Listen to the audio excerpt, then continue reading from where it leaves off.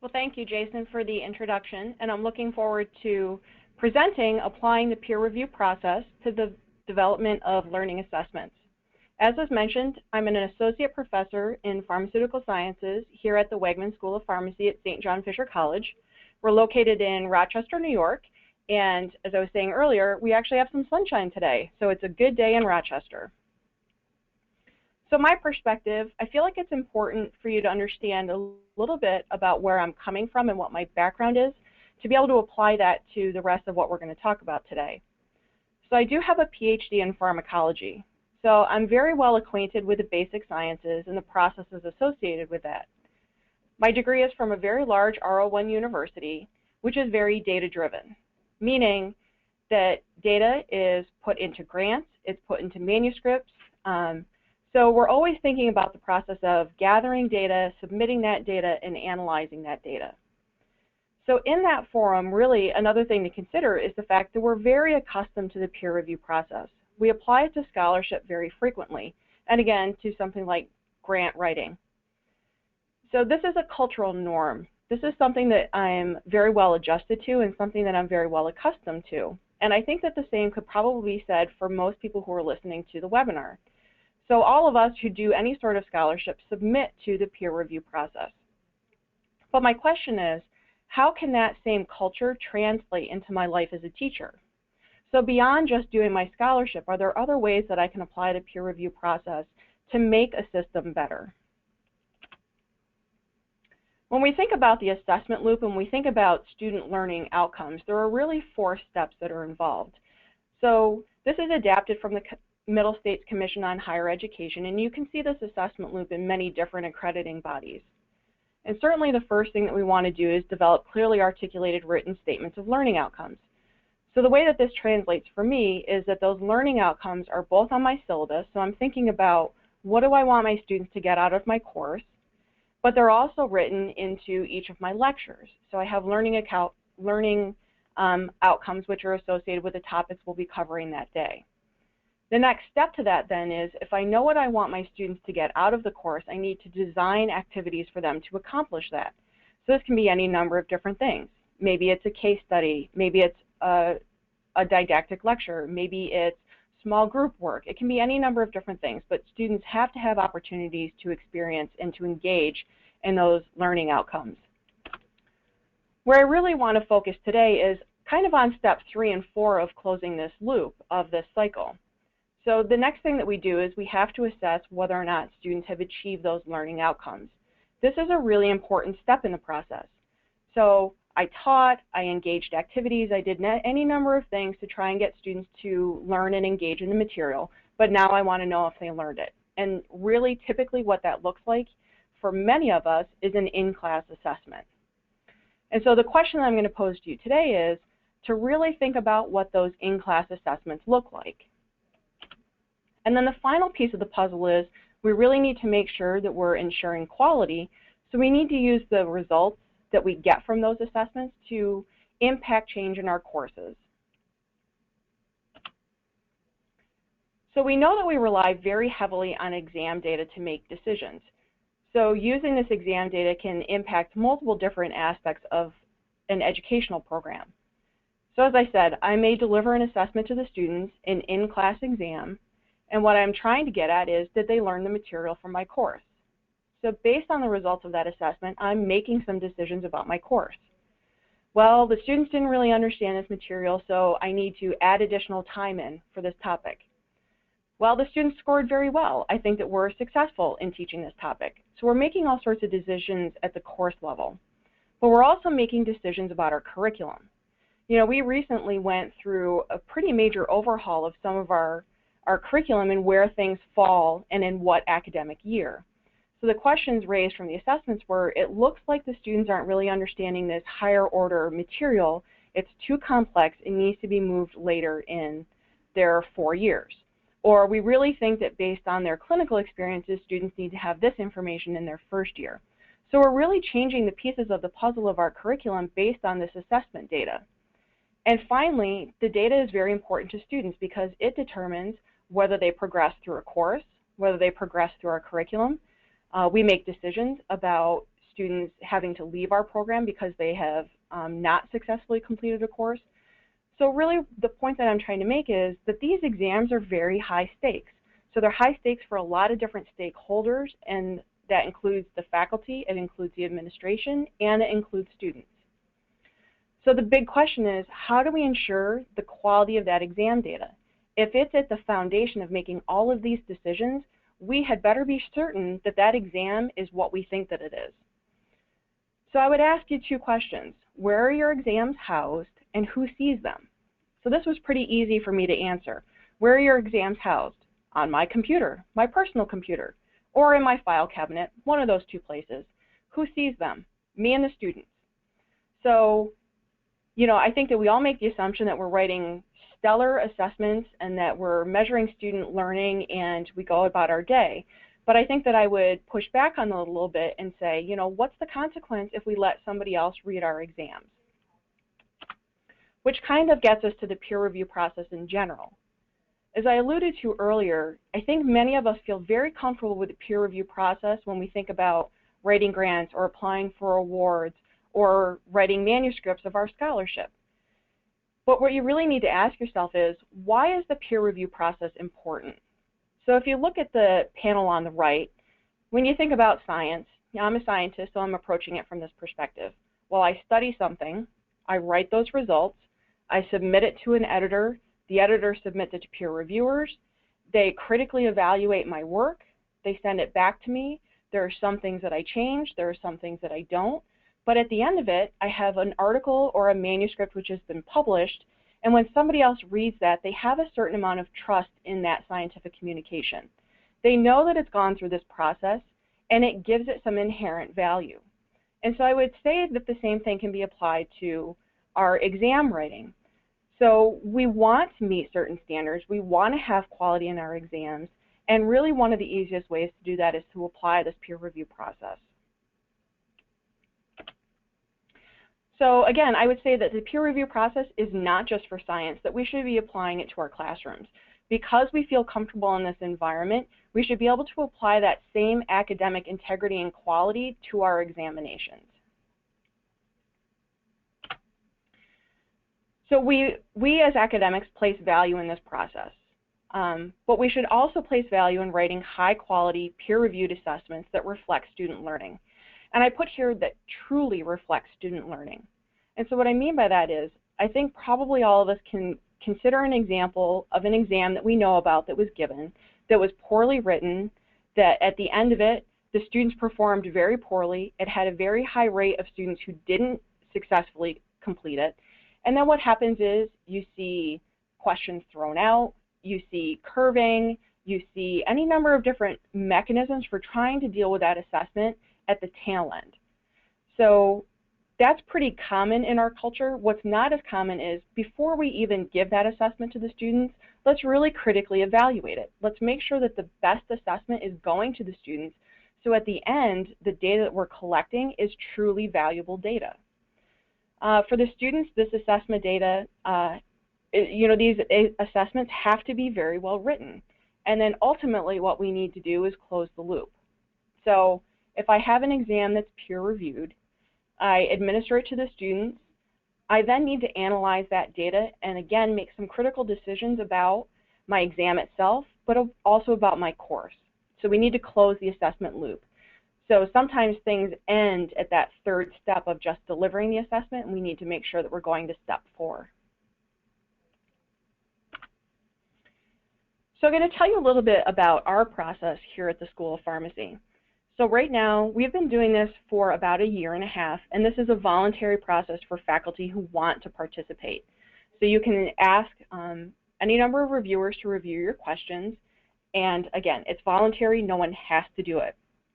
What we have seen is that faculty are very invested in the process because they've heard people who have had their exams peer-reviewed speaking very highly of the process for a lot of different reasons, which we'll get into.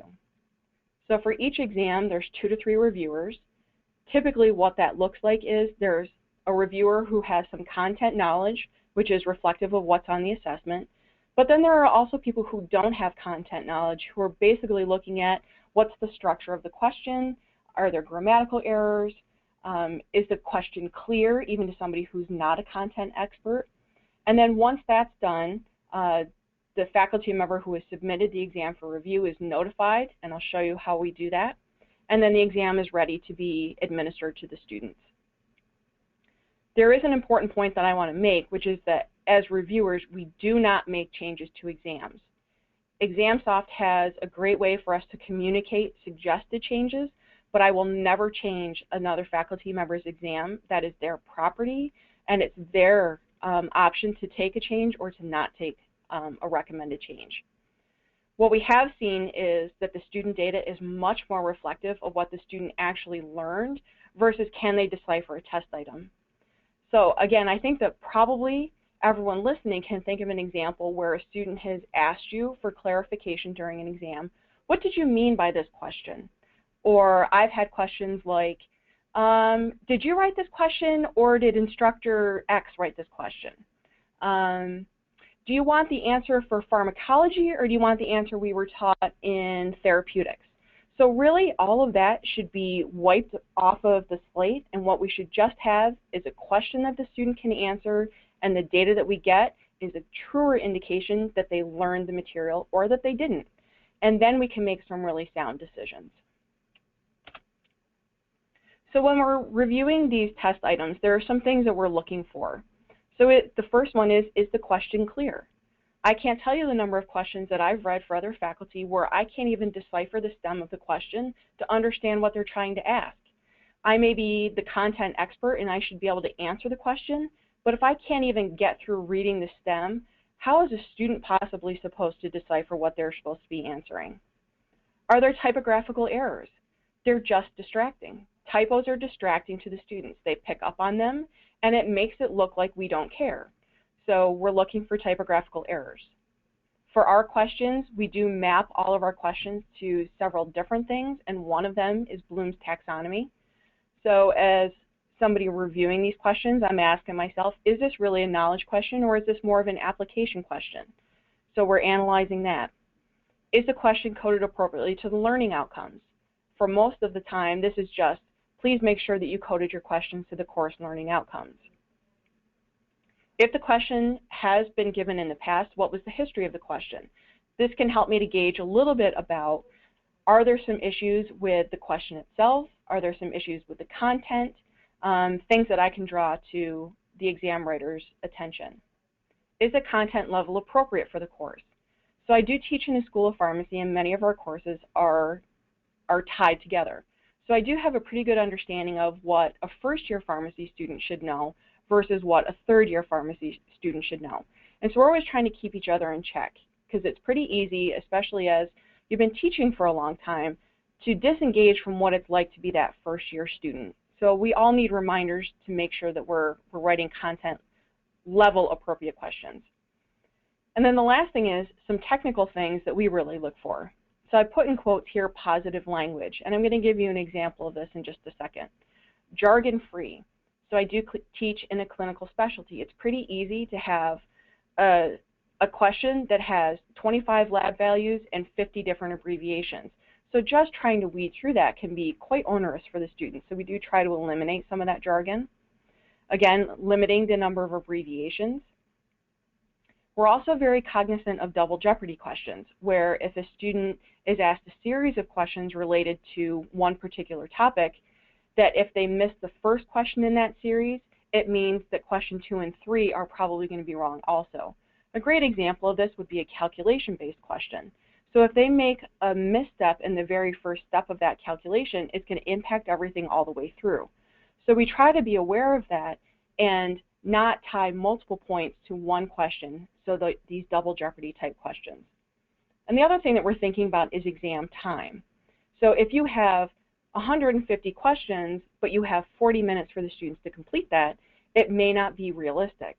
So as somebody who's not the one who wrote the questions and didn't sit in that class, I can read through the questions in probably the same amount of time that the students would, and I can really start to assess whether or not the number of questions and the content that they're expected to know, if it can be accomplished in the time that that exam block is. So here's an example of a question. So how could we improve this test item? And this is a very basic one. So all the following words are verbs except. And so this gets at that negative language again. So there's a couple different things that I don't love about this. So it's the all of the following except. So there are probably other ways that we can write it. One, yes, it can still have some negative, but we're making it clear. Which of the following is not a verb? Just ask the question in a straightforward manner. So instead of all the following except, just ask what you want. Which is not a verb? The other way that you could do it is select all to apply. And this puts it back in the positive. Which of the following is or are verbs? The thing that I want to draw your attention to here is that I have put in this question stem, which of the following is /are. So this is something that we spend a lot of time talking to faculty about to make sure that things match up. If you have multiple answers, it should be the plural form.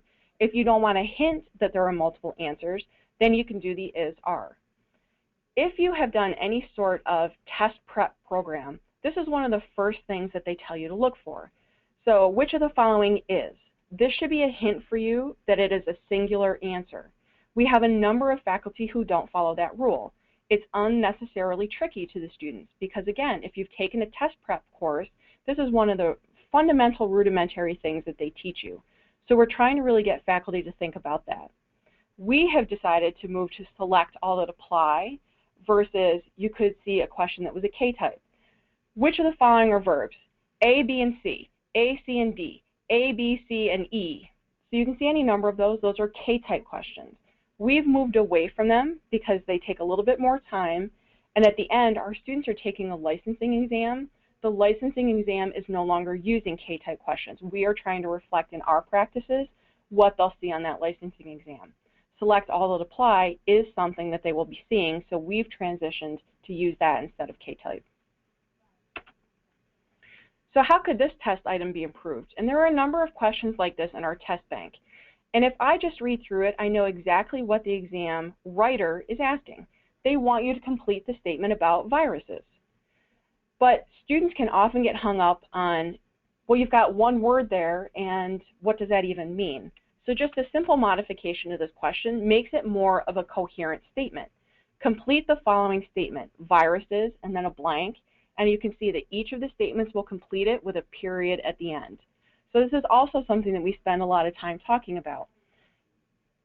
If you're going to start a sentence, all of your answers in this particular example, they should all be lowercase. It's completing a sentence.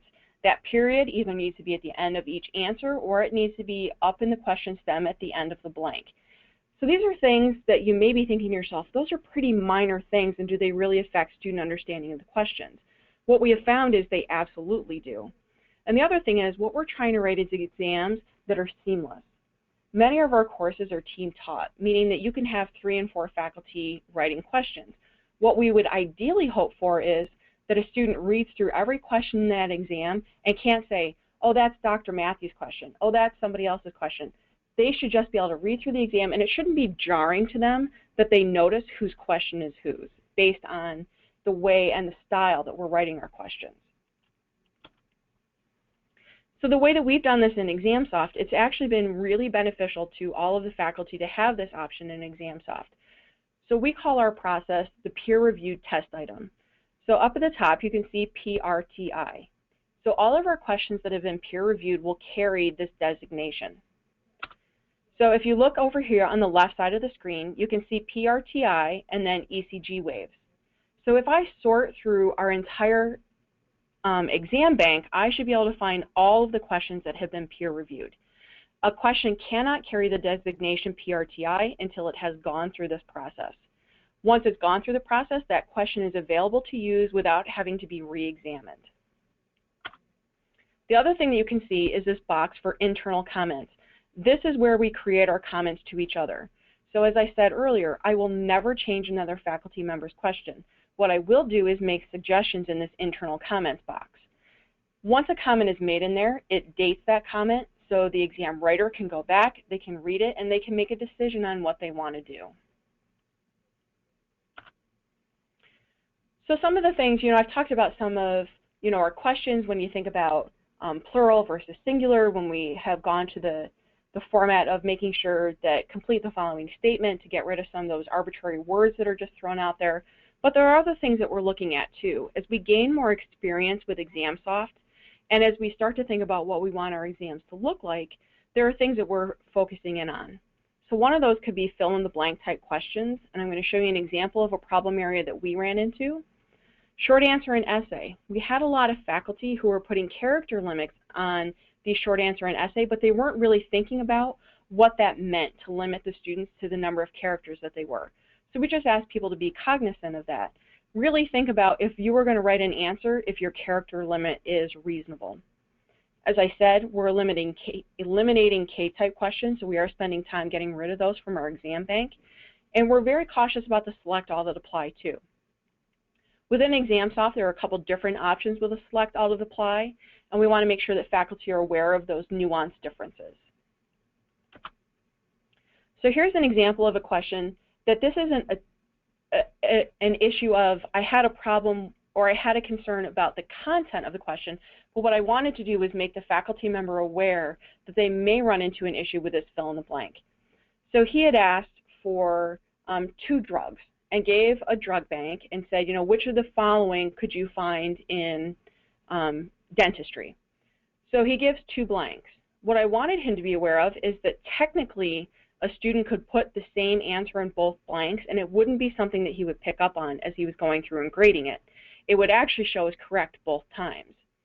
So whether or not the students perceive that they can do that is really unclear to us at this point, but I did want this instructor to know that that could theoretically happen.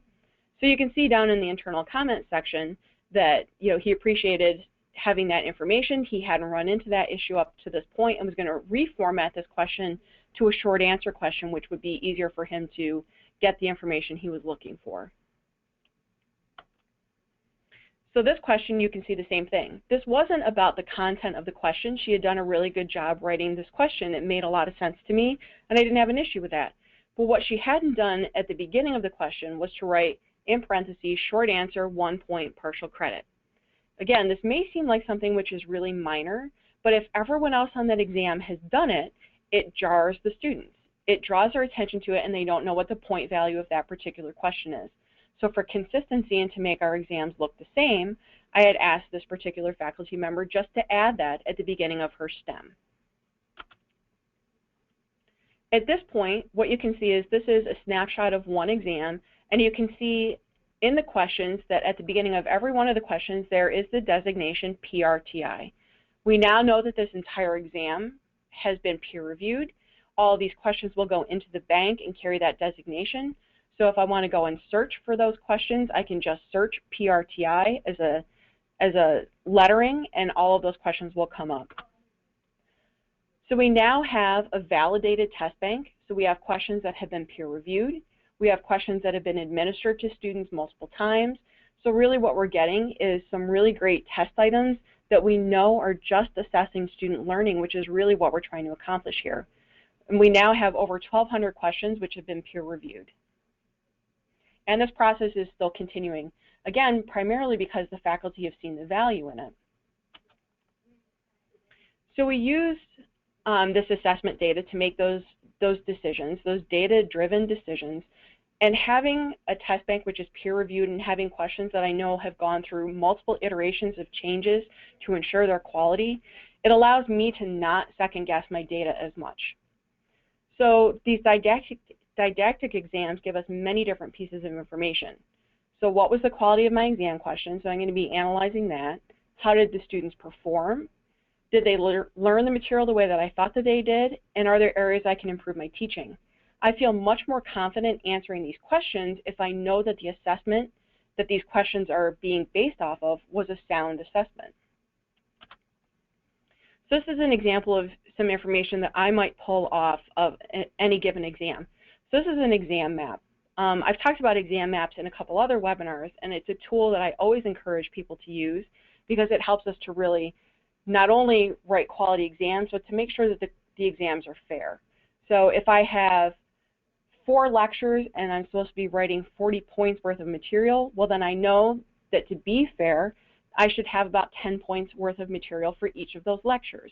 And that's what you can see. So here's my course learning outcome, here are the lectures that I gave, and then you can see what was my course activity, what's the lecture outcome, this is my Bloom's taxonomy, and then ultimately my assessment results. And this is really where I want to focus now.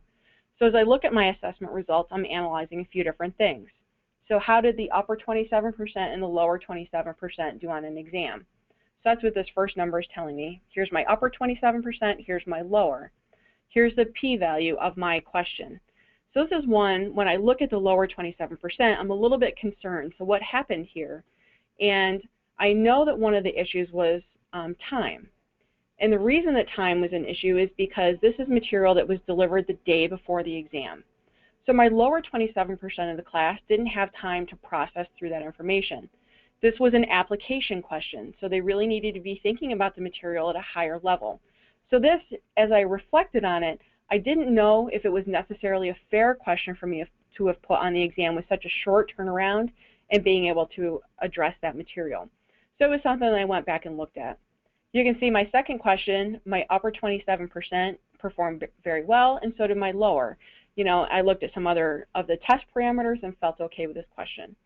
And then my last example, you can see that both my upper 27% and my lower 27% struggled on this question. So this is something that I went back to. We had plenty of time for it. This was a patient scenario, and really what I think happened is that the students missed the key points.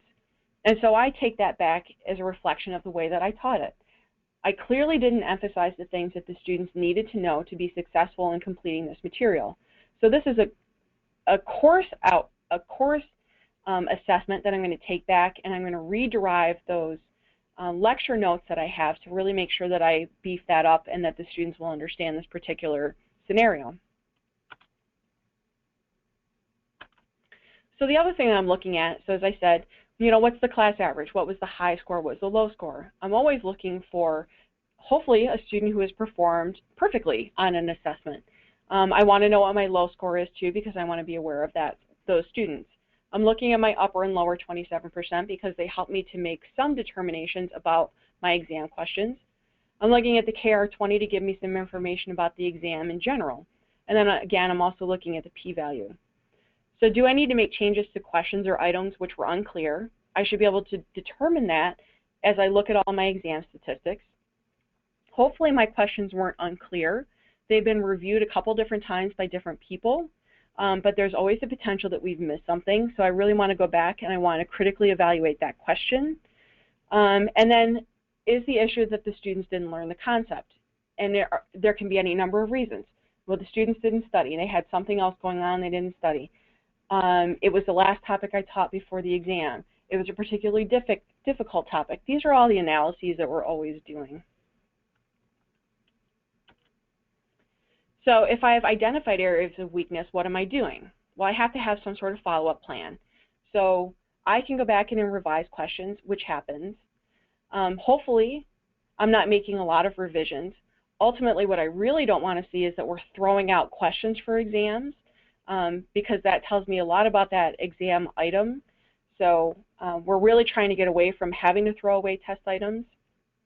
Revise course materials, so if I need to clarify, I need to know that. And then I need to go over those concepts again. So I pointed out on my exam map that there were a couple of holes that I'm concerned about in the student learning. Before they advance into their next courses, I want to make sure that I readdress that material and spend some time making sure that the students really understand that. And so this is a great way to make a positive change in your course.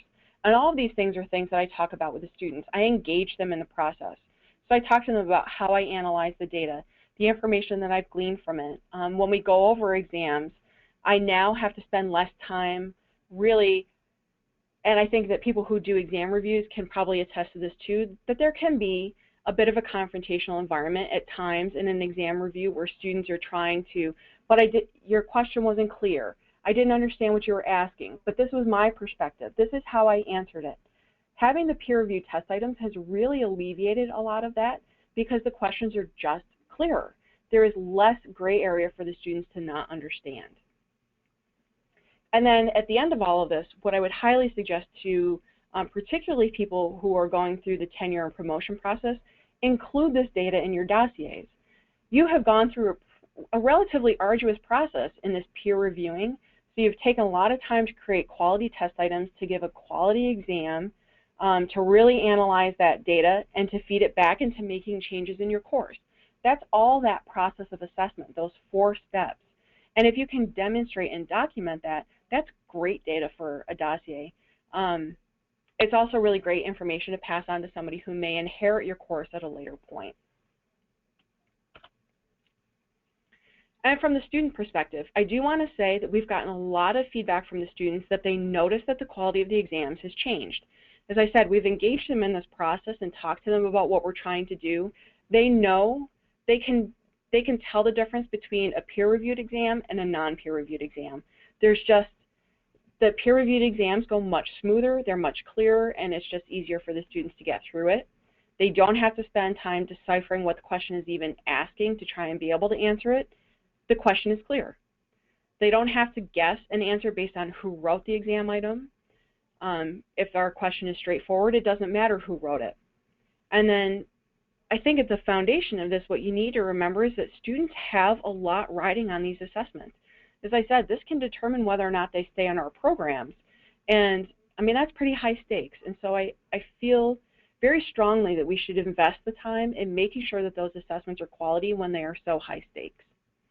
And I pulled out one particular quote that came off of one of my course evaluations, and your ExamSoft tests never have errors, which is really appreciated. So again, the students do notice it and they do comment on it. So high stakes external exams are always peer reviewed. As I said, I'm in a school of pharmacy, so the students at the end of this will take their licensing exam, which is the NAPLEX. Those questions are peer reviewed. They're peer reviewed by multiple people. For the administration, it's much easier to make decisions when you know that the assessment data that is being reported is reliable. We can also make determinations about our content coverage. So a lot of our mapping allows us to see where the holes in our content are. For faculty, if I provide a quality exam, the data that I get out of it is quality data. It makes it much easier for me to make decisions about what I want to do in my course. Content deficiencies are exposed and can be addressed. So now I know where the true deficiencies lie, and I can take that opportunity to go back and reinforce the learning with my students. And again, it allows me to make those data-driven decisions. For the students, these exams are high stakes. And quality exams should really be testing their knowledge and not their ability to do mental gymnastics. So they shouldn't have to do backflips to try and understand what we're asking and how we're getting at those questions. So I do want to say thank you for taking the time to listen to the webinar. I am happy to take questions related to the content that I went over.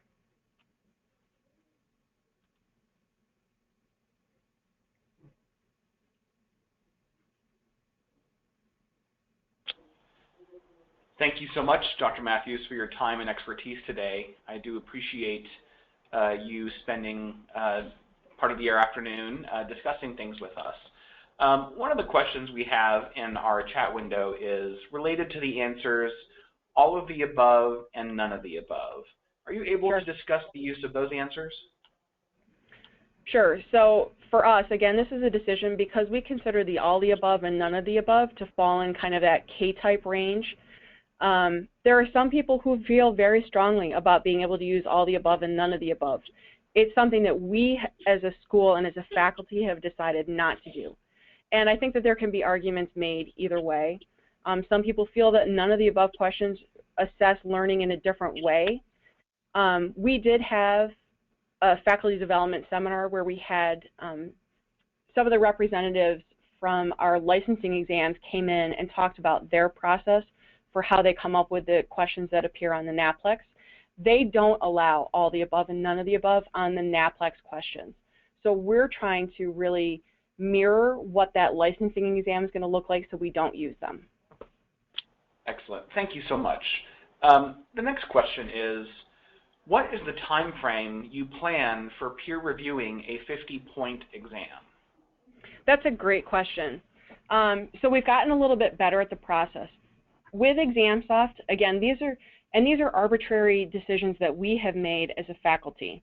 So we require that any exam be launched 24 hours before the students take it.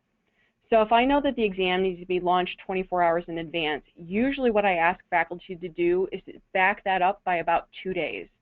So that gives the peer reviewers 2 days to read through the questions, make really great comments, to really be thorough, and then it still allows the faculty time to make revisions if they want to before needing to launch the exam. So really, 3 days before an assessment is to be delivered, that's when we start the process. And I will say, you know, initially that felt onerous. I think it's like any process. It can feel difficult when what you're used to doing, and I chuckle about it because I know from my own experience that I did it, where you're writing exam questions, you know, half an hour before you administer the exam, and you're running copies, and that's how you're delivering your test. You know, that was really the environment when I first started. So we've come a long way from that. So now to ask faculty to get questions to me 3 days in advance, there's really no one who thinks twice about that just because it's become part of our culture. Thank you. The next question, how did you develop the trust among faculty in order for them to feel vested in peer review? That's a great question too. What you need is you need to find a couple champions. So we decided that we wanted to do the peer review process, and we asked for volunteers. We asked for faculty who were willing to be the guinea pigs, basically, to go through the process. And so, you know, we piloted it with those couple faculty who wanted their questions peer reviewed. And it was at the end of that when they started to get some of the positive data, and the students were really talking. So there was a lot of conversations between the students, and it was overheard by a lot of the faculty that they appreciated the peer reviewing. We had a couple exams where we had some unfortunate results, and we had some questions which weren't quality, and I think that many faculty at that point realized that having somebody else look at your question is actually really beneficial. I think that as faculty we feel a lot less stressed by the process as long as you know that somebody else isn't changing your question. At the end of the day, you always have the decision on whether or not you want to accept a change.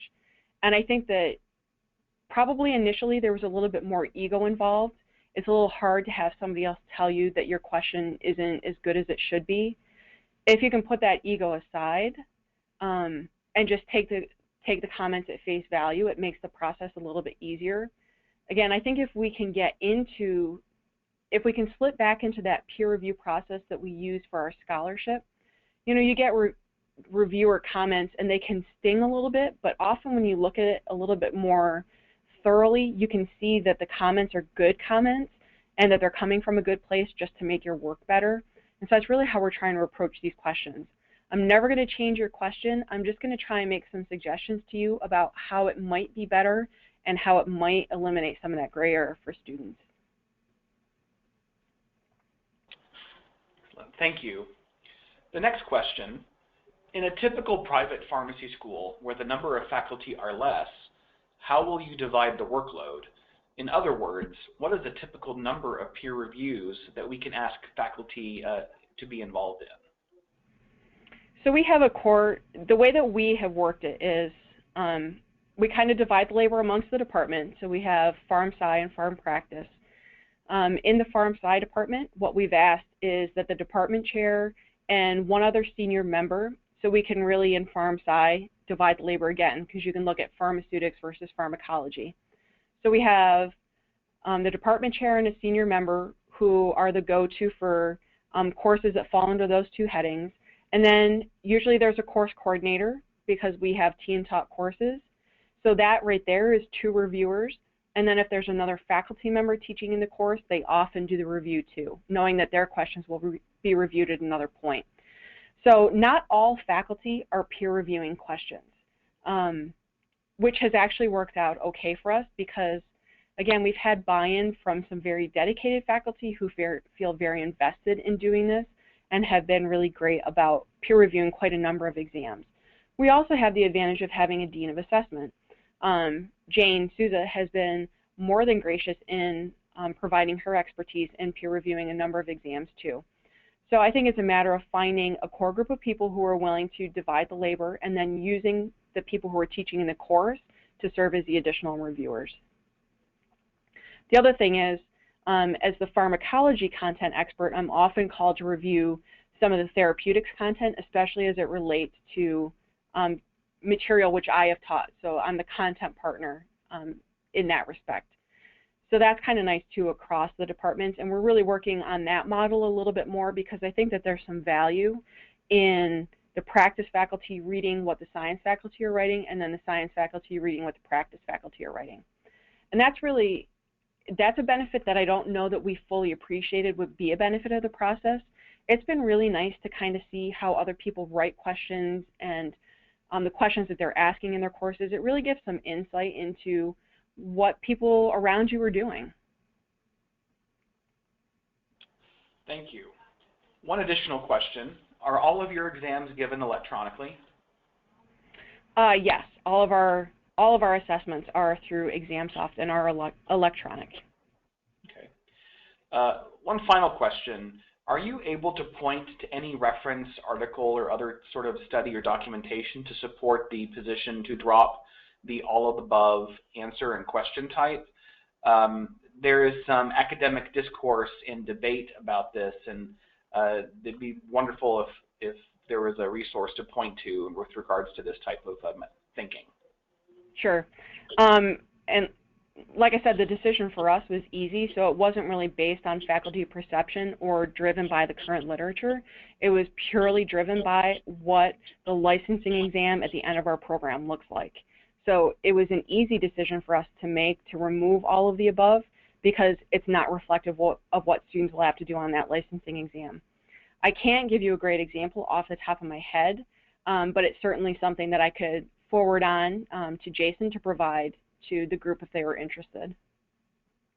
Thank you, and we will look for a source, and if you do have one, Dr. Mathews, we will pass that on to the registrants today. Great. One question, one additional question, is there any stipend offered for participating in the peer review process?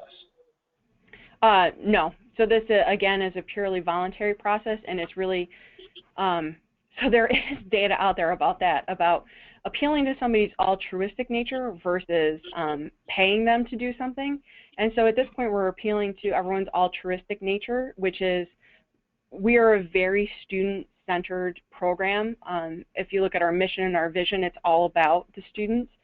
And we've been able to appeal to people's altruism with that and say, you know, this is really to improve student success. This is to improve our program, and that has been all that we've had to do. I can imagine scenarios where you may, if it's particularly time intensive, want to do some sort of stipend.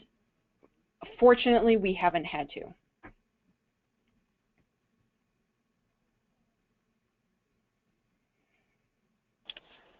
Excellent. Thank you so much, Dr. Mathews. I'll pause for a moment to allow anyone to enter any additional questions, any final thoughts. I will, however, take this opportunity to remind everyone of our upcoming webinar, A Model for Simultaneously Improving Student Retention and Performance in STEM Disciplines. This is presented by Dr. Rob Petros of the University of North Texas. This presentation is scheduled for January 27th, 2015 at 11 a.m. Eastern Time. Please visit learn.examsoft.com/resources for additional information. Additionally, in about 2 or 3 days, all registrants and attendees of the presentation will receive an email that contains a link to the recording of this presentation as well as a certificate of completion.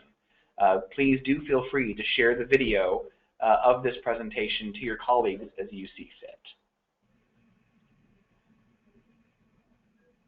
Thank you so much, Dr. Mathews, for your time today.